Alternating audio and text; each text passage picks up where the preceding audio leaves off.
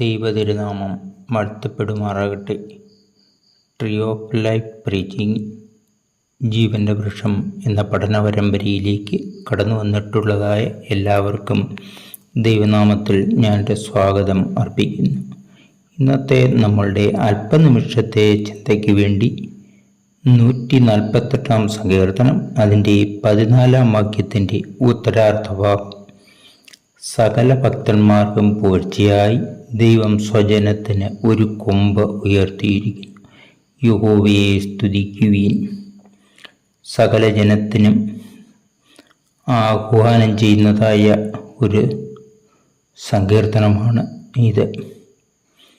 ഇത് സ്വജനത്തിന് ഒരു കൊമ്പ് ഉയർത്തിയിരിക്കുന്നു. അതായത് വിശുദ്ധ ബൈബിളിൻ്റെ എഴുത്തിൻ്റെ അനുസരിച്ച് ഇസ്രായേൽ ജനങ്ങളോട് പറയുന്നത് പോലെ തോന്നിക്കുമാർ ആണ് കർത്താവായ യേശുക്രിസ്തു, ദൈവപുത്രനായ യേശുക്രിസ്തു, ദൈവം അതോറൈസ് ചെയ്തിട്ടുള്ളതായ, ദൈവം അയച്ചതായ തൻ്റെ പുത്രനായ യേശുക്രിസ്തു ഭൂമിയിൽ വരികയും മാനവരാശിയുടെ പാപങ്ങൾ ഏറ്റ് സ്വയം യാഗമായി തീരുകയും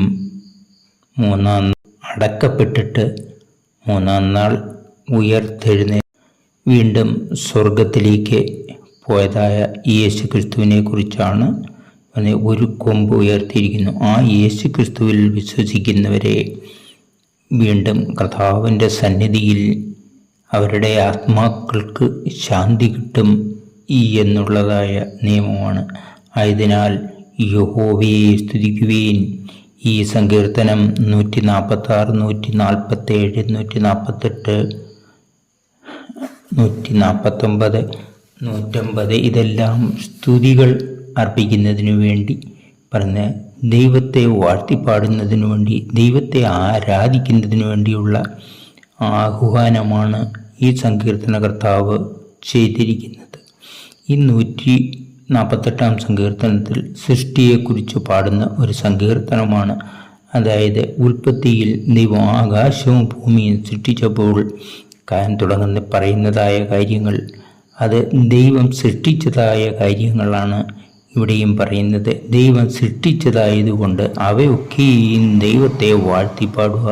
സങ്കീർത്തനം 8, 19 മുതലായ സങ്കീർത്തനങ്ങൾ പോലെ 148 സങ്കീർത്തനവും സൃഷ്ടിയെക്കുറിച്ച് പറയുന്നുണ്ട്. ഈ എല്ലാവിധ സൃഷ്ടികളും യഹോവയെ സ്തുതിക്കുവിൻ അഥവാ സ്തുതിക്കട്ടെ. എല്ലാ സൃഷ്ടികളും ദൈവത്തെ തന്നെ ആരാധിക്കട്ടെ. കാരണം ദൈവമാണ് അവയെ സൃഷ്ടിച്ചത്. ദൈവനാമമാണ് ഏറ്റവും ഉയർന്നത്. ഭൂമിയിലും സ്വർഗത്തിൽ നിന്റെയും മീതെയും ഉയർന്നിരിക്കുന്ന നാമം ദൈവനാമമാണ്, യാഹെന്ന നാമമാണ്, യഹോവ എന്ന നാമമാണ്. ആയതിനാൽ എല്ലാവരും യഹോവയെ സ്തുതിക്കുവീൻ, സർവസൃഷ്ടികളുമേ യഹോവയെ സ്തുതിക്കുവീൻ എന്ന് പറയുന്നതായ, ആഹ്വാനം ചെയ്യുന്നതായ ഒരു സങ്കീർത്തനമാണ് 148 സങ്കീർത്തനം. ആ എഴുത്തുകാരൻ അർത്ഥമാക്കുന്നത് സകല ക്രിയേറ്റും സകലവിധമായ സൃഷ്ടികളും ദൈവത്തിൻ്റെ സൃഷ്ടികളായതിനാൽ എല്ലാം തന്നെ ദൈവത്തെ വാഴ്ത്തിപ്പാടുക, എല്ലാം തന്നെ ദൈവത്തെ ആരാധിക്കുക. എല്ലാത്തിനും അവരുടേതായ റോളുകളുണ്ട്. എല്ലാം ദൈവത്തെ ആരാധിക്കുക. പറയുന്നതിൻ്റെ സാരം മനുഷ്യനാണ് ബുദ്ധിയുള്ളത്. മനുഷ്യൻ ബുദ്ധിയുള്ളതായ അത് ദൈവത്തെ ആരാധിക്കുന്നതിന് ആഹ്വാനം ചെയ്യുന്നതായ ഒരു സങ്കീർത്തനമാണ്. മനുഷ്യനാണ് ബുദ്ധിയുള്ളത്. മനുഷ്യൻ അതുകൊണ്ട് യഹോവയെ വാഴ്ത്തിപ്പാടണം. മനുഷ്യനെ സൃഷ്ടിച്ചത് ദൈവമാകയാൽ മനുഷ്യൻ എപ്പോഴും ദൈവത്തെ ആരാധിക്കണം.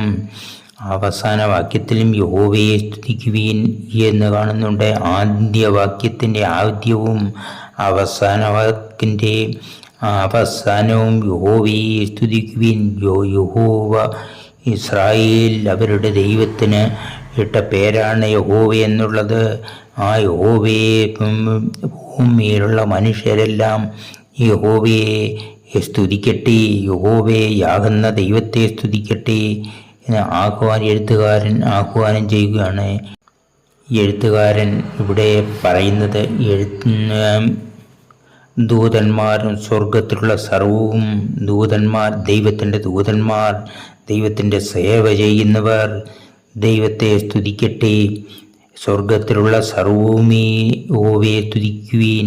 സ്വർഗത്തിൽ ബൈബിൾ പ്രകാരം 24 മൂപ്പന്മാരും ദൂതന്മാരും എല്ലാം യഹോവയെ സ്തുതിക്കുവീൻ. അവരെല്ലാവരും സ്വർഗത്തിലുള്ളതായ സർവ്വ സൈന്യങ്ങളും യഹോവയെ സ്തുതിക്കട്ടെ. സ്വർഗത്തിൽ ദൈവത്തെ സ്തുതിക്കുവാൻ വേണ്ടി ദൈവം അവയെ സൃഷ്ടിച്ചുണ്ടായിരിക്കുന്നു. ദൂതന്മാരും ദൈവത്തെ സ്തുതിച്ചുകൊണ്ടിരിക്കണം, ദൈവത്തെ ആരാധിച്ചുകൊണ്ടിരിക്കണം. സ്വർഗത്തിൽ ആരാധനയാണ്. പിന്നെ രണ്ടാമത് എഴുത്തുകാരൻ വിവക്ഷിക്കുന്നതിനാണ് സൂര്യനും ചന്ദ്രനും നക്ഷത്രങ്ങളും ജലവും എല്ലാം തന്നെ, അതായത് ഭൂമിയിലുള്ള ജലവും ഭൂമിക്ക് മേലെയുള്ള ജലവും, അതായത് മഴയ്ക്കുള്ള കാർമേഘങ്ങളും മേഘങ്ങളും എല്ലാം, സൂര്യന് ചന്ദ്രാദി നക്ഷത്രങ്ങളെല്ലാം തന്നെ ദൈവത്തെ സ്തുതിക്കട്ടെ, ദൈവത്തെ ആരാധിക്കട്ടെ. അതെല്ലാം കാരണം എന്താണ്? ദൈവം സൃഷ്ടിച്ചിട്ടാണ് അവയെല്ലാം ഉണ്ടായത്. അതുകൊണ്ട് ദൈവത്തെ വാഴ്ത്തുക. ഉൽപ്പത്തി പുസ്തകം 1-ാം അധ്യായത്തിലും നമുക്കിങ്ങനെ കാണുവാൻ കഴിയുന്നു. ഭൂമിയെയും സൂര്യനെയും ചന്ദ്രനെയും നക്ഷത്രങ്ങളെയും ദൈവം സൃഷ്ടിച്ചതായി പറയുന്നുണ്ട്. ദൈവം സൃഷ്ടിച്ചതായതുകൊണ്ട് ദൈവത്തെ ആരാധിക്കണം. സൃഷ്ടികളെല്ലാം തന്നെ ദൈവത്തെ ആരാധിക്കണം. പിന്നെ മനുഷ്യൻ്റെ കാര്യം പറയേണ്ടതില്ലല്ലോ. ജീവനില്ലാത്ത ഗോളങ്ങളോടും എഴുത്തുകാരൻ പറയുന്നു ദൈവത്തെ ആരാധിക്കണമെന്നുള്ളത്. അതിൻ്റെ അർത്ഥം മനുഷ്യനും ബുദ്ധിയുള്ളതായ മനുഷ്യർ എപ്പോഴും ദൈവത്തെ ആരാധിച്ചുകൊണ്ടിരിക്കണം.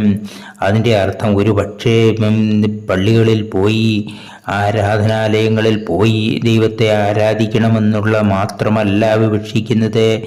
എപ്പോഴും മനുഷ്യ മനസ്സുകൾ ദൈവത്തിനോട് നന്ദി പറഞ്ഞുകൊണ്ട് തന്നെ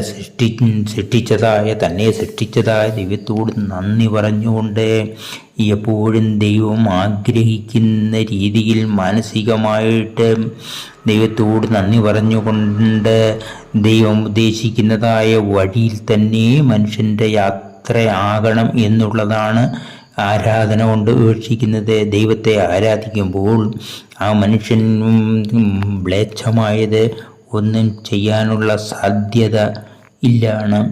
യഹോവയായ ദൈവത്തെ ആരാധിക്കുക എന്നുള്ളതാണ്.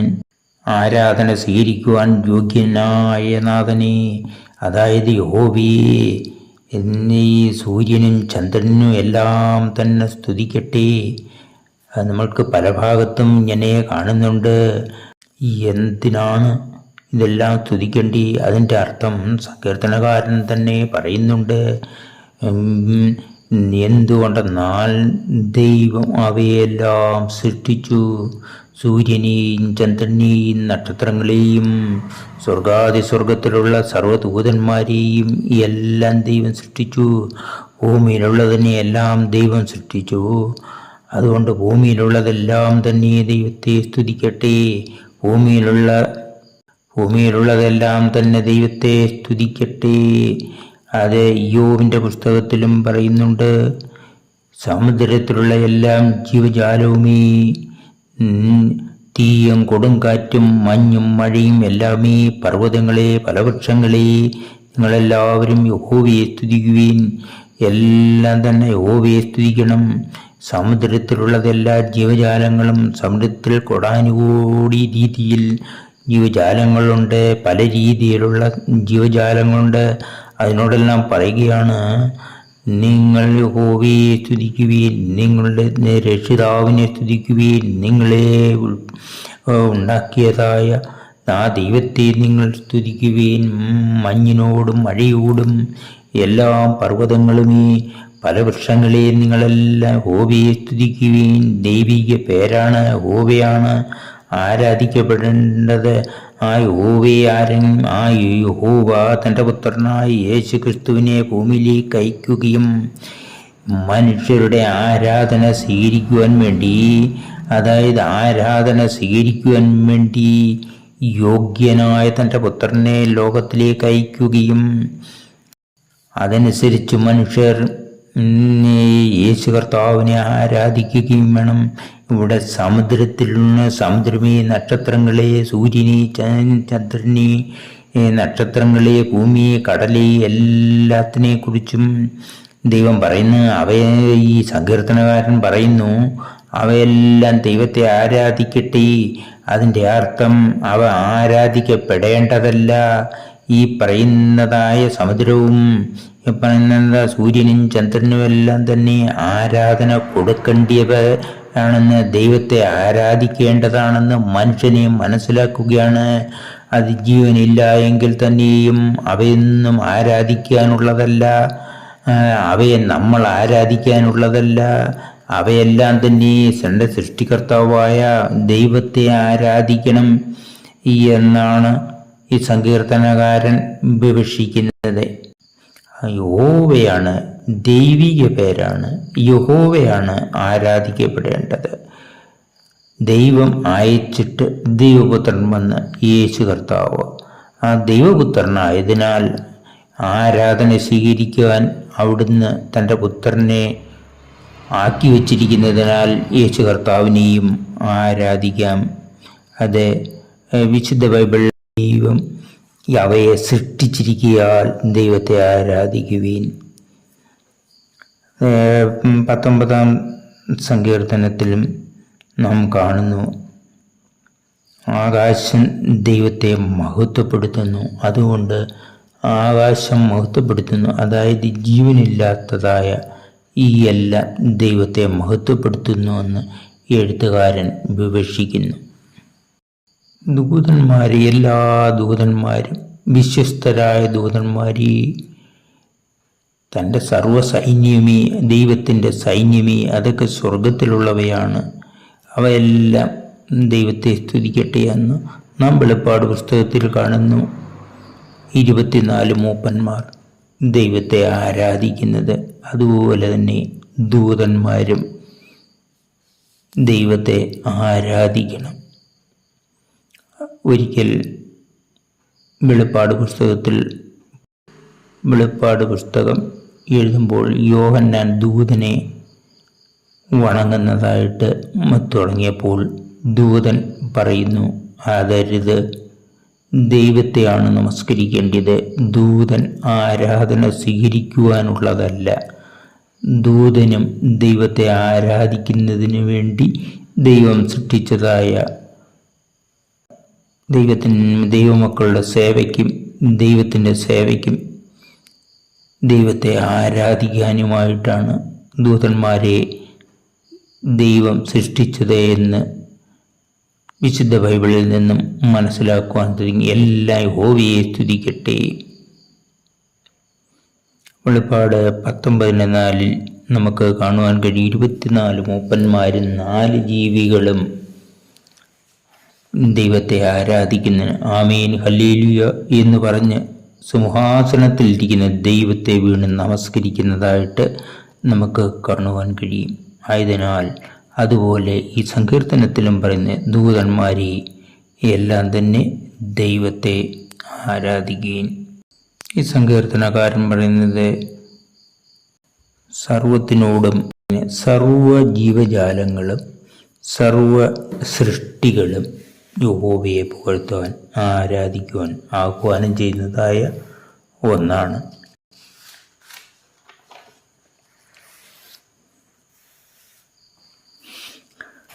ആദ്യ സങ്കീർത്തനത്തിൻ്റെ ആദ്യ ഭാഗങ്ങളിൽ സ്വർഗത്തിൽ തുടങ്ങി, സ്വർഗത്തിലുള്ള ദൂതന്മാരിൽ തുടങ്ങി, സ്വർഗത്തിലുള്ള ഈ എല്ലാ യഹോവയുടെ ഭടന്മാരെ എല്ലാവരുമേ, യഹോവയെ, ആ സൈന്യവുമേ, എല്ലാ സൈന്യങ്ങളും, അതായത് സ്വർഗീയ സൈന്യങ്ങളും എല്ലാം തന്നെ യഹോവയെ സ്തുതിക്കട്ടെ, യഹോവയെ ആരാധിക്കട്ടെ. ഭൂമിയിലുള്ള എല്ലാം തന്നെ യഹോവയെ സ്തുതിക്കട്ടെ.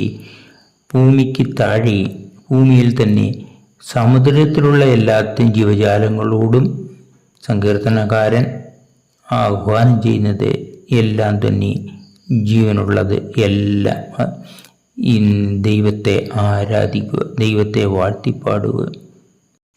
ഈ ജീവനില്ലാത്തവയോടും പറയുന്നത് ദൈവത്തെ വാഴ്ത്തിപ്പാടാനാണ്, ദൈവത്തെ സ്തുതിക്കാനാണ്. അതായത് ജീവനുള്ളവ, മനുഷ്യൻ ബുദ്ധിയുള്ളവ ദൈവത്തെ ആരാധിക്കണം.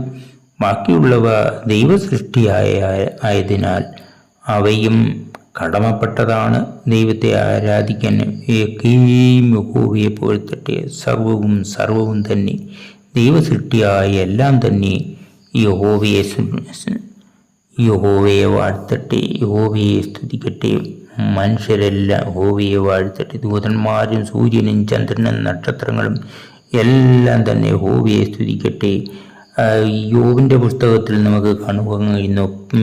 യോബ് 38:7 പ്രഭാത നക്ഷത്രങ്ങളെല്ലാം തന്നെ മനുഷ്യരും ദൈവത്തെ, പ്രഭാത നക്ഷത്രങ്ങളും ദൈവത്തെ സ്തുതിക്കട്ടെ. ദൈവത്തിൻ്റെ സകല ദൂതന്മാരും സർവ്വസ്വർഗീയ സൈന്യവും യഹോവയെ സ്തുതിക്കട്ടെ. സൂര്യചന്ദ്രന്മാരെ അവിടുത്തെ സ്തുതിക്കുവേൻ, പ്രകാശമുള്ള സകല നക്ഷത്രങ്ങളുമേ അവിടുത്തെ സ്തുതിക്കുവേൻ. 3-ാം വാക്യത്തിൽ ഇങ്ങനെ നാം കാണുന്നു. റെവല്യൂഷൻ, അത് വെളിപ്പാട് പുസ്തകം 5:11 ദൂതന്മാർ ദൈവത്തെ സ്തുതിച്ച് കൊണ്ടിരിക്കുന്നു നമുക്ക് കാണുവാൻ കഴിയും.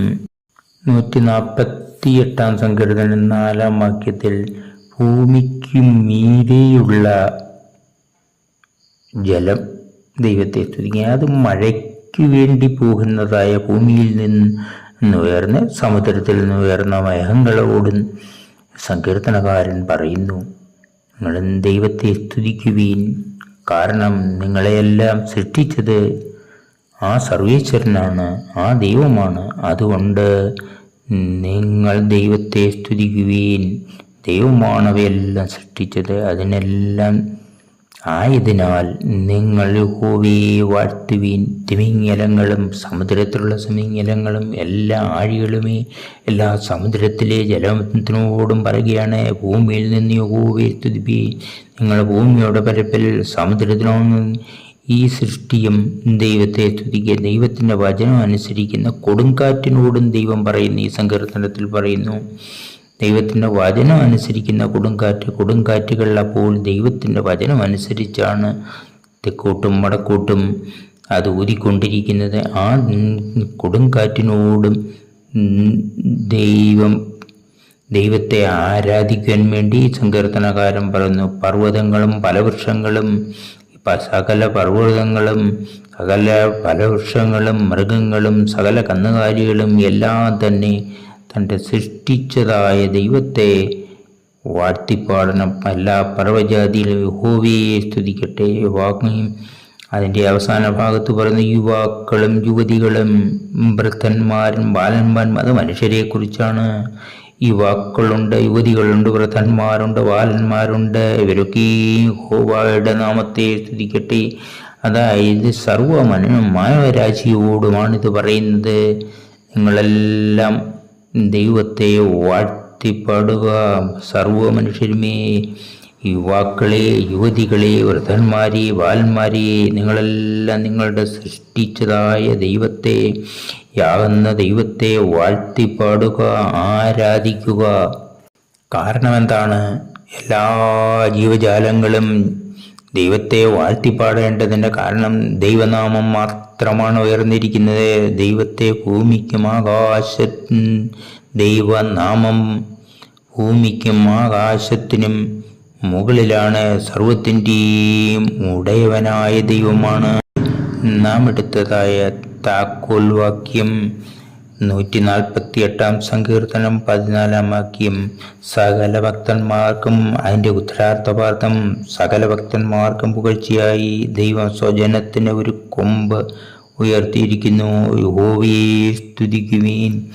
ഇസ്രായേൽ മക്കളായ തൻ്റെ സകല ഭക്തന്മാർക്കും പുകഴ്ചയ്ക്കായി ദൈവം സ്വജനത്തിന് ഒരു കൊമ്പ് ഉയർത്തിയിരിക്കുന്നു. അതായത് യേശു ക്രിസ്തു ഈ ലോകത്തിലേക്ക് വന്നത് ഇസ്രായേൽ ജാതിയിലെ വിശുദ്ധ യോസേപ്പിൻ്റെ പുത്രനായി, വിശുദ്ധ മറിയാമിൻ്റെ പുത്രനായി ഈ ലോകത്തിലേക്ക് വന്നു എന്ന് ലോകം കണ്ടു. ദൈവം തൻ്റെ പുത്രനെ മറിയയിൽ കൊടുത്ത് അങ്ങനെ ജനിച്ചതായ യേശു ക്രിസ്തു ഈ ലോകത്തിൻ്റെ സർവ്വ മാനവരാശിയുടെയും പാപപരിഹാരയാഗമാകേണ്ടതിനാണ് ഭൂമിയിലേക്ക് വന്നത്. ആ പാപപരിഹാരയാഗമായി ദൈവത്തിൻ്റെ ഉത്തരവ് മാത്രമായിരുന്നു അത്. യേശു ക്രിസ്തു ഭൂമിയിൽ വന്നപ്പോൾ സർവമാനവരാശിയുടെയും പാപം വഹിച്ചുകൊണ്ട് തന്നെ ക്രൂശിക്കുവാൻ അപ്പോഴുണ്ട് റോമാ ഗവൺമെൻറ്റിന് അധികാരം കൊടുത്തു. റോമാ ഗവൺമെൻറ്റും യഹൂദ പുരോഹിതന്മാരും പള്ളിപ്രമാണികളും എല്ലാം ചേർന്നാണ് യേശു കർത്താവിനെ ക്രൂശിച്ചത്. യേശു കർത്താവ് സ്വയം മാനവരാശിയുടെ പാപപരിഹാരത്തിനായിട്ട് ഭൂമിയിൽ വന്നതുകൊണ്ട് അതിനുവേണ്ടി ദൈവം നിയോഗിച്ചതാണ്. അങ്ങനെ പാപികളായ മനുഷ്യനാൽ ക്രൂശിക്കപ്പെട്ടു എന്നുണ്ട്. അങ്ങനെ യേശു ജീസസ് ക്രൈസ്റ്റ് ദൈവത്തിൻ്റെ പുത്രനായ യേശു ക്രിസ്തു കുരിശിൽ മരിച്ചിട്ട് അടക്കപ്പെട്ടിട്ട് വീണ്ടും ഉയർത്തെഴുന്നേറ്റ് സ്വർഗാരോഹണം ചെയ്തു. യേശു ക്രിസ്തു യഹൂദമതത്തിൽ ജനിച്ചതുകൊണ്ട് ആണ് സകല ഭക്തന്മാർക്കും പുകഴ്ചയ്ക്കായി ദൈവം സ്വജനത്തിന് ഒരു കൊമ്പ് ഉയർത്തിയിരിക്കുന്നു. അത് യേശു ക്രിസ്തുവിൻ്റെ വരവിനെക്കുറിച്ചും വീണ്ടുമുള്ള വരവിനെക്കുറിച്ചും ആണ് എഴുതിയിരിക്കുന്നത്. യേശു ക്രിസ്തു വന്നു പാപപരിഹാരയാഗമായി എല്ലാ യേശു ക്രിസ്തുവിൽ വിശ്വസിക്കുന്ന എല്ലാ ജനങ്ങൾക്കും പാപം ക്ഷമിച്ചു കിട്ടും. ദൈവത്തിൻ്റെ നാമത്തിൽ ആരാധിക്കുമ്പോൾ, അതായത് ദൈവത്തെ ആരാധിക്കുമ്പോൾ, യേശു ക്രിസ്തുവിനെ ആരാധിക്കുവാൻ ദൈവം ഒരു എലിജിബിലിറ്റി യേശു കർത്താവിന് കൊടുത്തിട്ടുണ്ട്. യേശു കർത്താവിന് ആരാധന സ്വീകരിക്കുവാനുള്ള കടമയുണ്ട്. അങ്ങനെ യേശു കർത്താവിനെ ആരാധിക്കുമ്പോൾ സകല മനുഷ്യരും എന്നെങ്കിലും മരിച്ചു കഴിഞ്ഞാൽ അവരുടെ ആത്മാക്കൾ ചെന്നെത്തുന്നത് ആ ഈശ്വരനിലേക്കായിരിക്കും. അതായത് ആ ദൈവത്തിലേക്കായിരിക്കും, ആ ദൈവത്തിൻ്റെ അടുത്തേക്കായിരിക്കും. അവിടെ ചെന്ന് വീണ്ടും ആരാധിക്കാം. ആ ആത്മാവ്, മനുഷ്യൻ്റെ ആത്മാവ് ദൈവത്തെ ആരാധിച്ചുകൊണ്ടിരിക്കും. ഇവിടെ പറയുന്ന സൂര്യനും ചന്ദ്രനും ദൂതന്മാരും എല്ലാം ആരാധിക്കുന്ന ദൈവത്തെ ദൂതൻ വെളിപ്പാട് പുസ്തകത്തിൽ പറയുന്നു. ദൂതന്മാരും മൂപ്പന്മാരും എല്ലാവരും ആരാധിക്കുന്നിടത്ത് മനുഷ്യരുടെ ആത്മാക്കളും അവിടെയാണ്. ആ യേശു കർത്താവിനെ ആരാധിച്ചുകൊണ്ട്, ദൈവത്തെ ആരാധിച്ചുകൊണ്ട് യുഗയുഗാന്തരങ്ങൾ അവിടെ കഴിയുകയാണ്. മനുഷ്യ ആത്മാക്കളാണ്. എന്നായാലും ഒരു പ്രാവശ്യം ഈ ഭൂമിയിൽ നിന്ന് കടന്നു പോകേണ്ട ശരീരം വിട്ട് പോകേണ്ടതാണ്. ആ ശരീരം വിട്ട് പോകുമ്പോൾ ആത്മാവ് ചെന്നെത്തുന്നത് ദൈവത്തിൻ്റെ അടുത്താണ്. ദൈവപുത്രനായ യേശു ക്രിസ്തുവിനെ അപ്പോൾ ആരാധിക്കുകയാണ്. 24 മൂപ്പന്മാരും ആരാധിക്കുന്നതായ ആ ദൈവത്തെ 24 മൂപ്പന്മാരും യേശു കർത്താവിനെ ആരാധിച്ചുകൊണ്ട് യേശു കർത്താവിനെ ആരാധിച്ചുകൊണ്ട് യുഗയുഗാന്തരങ്ങൾ അവിടെ കഴിയും. യഹോവേ സ്തുതിപ്പീൻ എന്ന ആഹ്വാനത്തോടു കൂടിയാണ് ആ സങ്കീർത്തനം തീരുന്നത്. 148 സങ്കീർത്തനം തീരുന്നതും യഹോവയെ സ്തുതിക്കുവീനാണ്. ദൈവത്തെ സ്തുതിക്കുവീൻ. എല്ലാ ചരാചരങ്ങളുമേ, എല്ലാ ജീവജാലങ്ങളുമേ, എല്ലാ മനുഷ്യരെ, സർവ്വവൃതന്മാരെ, യൗവനക്കാരെ, ബാലന്മാരെ, നിങ്ങളെല്ലാവരും യഹോവയെ സ്തുതിക്കുവീൻ, യഹോവയെ വാഴ്ത്തുവിൻ. നമ്മൾ താക്കോൽ വാക്യമായിട്ടെടുത്ത വാക്യം 148 സങ്കീർത്തനം 14 വാക്യത്തിൻ്റെ ഉത്തരാർത്ഥ ഭാഗം. സകല ഭക്തന്മാർക്കും പുകഴ്ചയായി ദൈവം സ്വജനത്തിന് ഒരു കൊമ്പ് ഉയർത്തിയിരിക്കുന്നു. യഹോവയെ സ്തുതിക്കുവിൻ, യേശു കർത്താവിനെ ആരാധിക്കുവിൻ, യഹോവയെ ആരാധിക്കുവിൻ എന്നുള്ള ആഹ്വാനത്തോടു കൂടിയാണ് വിശുദ്ധ ബൈബിൾ അവസാനവും വെളിപ്പാട് പുസ്തകവും അവസാനിക്കുന്നത്. യേശു കർത്താവിനെ ആരാധിക്കുന്നതിനാണ് മനുഷ്യൻ്റെ സാധാരണയുള്ള ജീവിതം കഴിഞ്ഞ് അവരുടെ ആത്മാക്കൾ ചെന്നെത്തുമ്പോൾ ആത്മാവും അങ്ങനെയാണ്. മനുഷ്യത്തിൻ്റെ ആത്മാവ് ദൈവത്തെ ആരാധിച്ചുകൊണ്ട്, യേശു കർത്താവിനെ ആരാധിച്ചുകൊണ്ട് ആ ദൈവീക അവസ്ഥയിൽ ദൈവത്തിൻ്റെ അടുത്ത് എപ്പോഴും യുഗയുഗാന്തരങ്ങൾ ദൈവത്തെ ആരാധിച്ചുകൊണ്ട് കഴിയും എന്നാണ് വിശുദ്ധ ബൈബിൾ പറയുന്നതും നമ്മൾ വിശ്വസിക്കുന്നതും. അങ്ങനെ യേശു കർത്താവിൽ വിശ്വസിക്കുന്നവർക്ക് യുഗയുഗാന്തരങ്ങൾ യേശു കർത്താവിനെ ആരാധിക്കുവാനുള്ള കൃപയുണ്ടാകും. എല്ലാവർക്കും നന്ദിയും നമസ്കാരവും അറിയിക്കുന്നു. തൽക്കാലം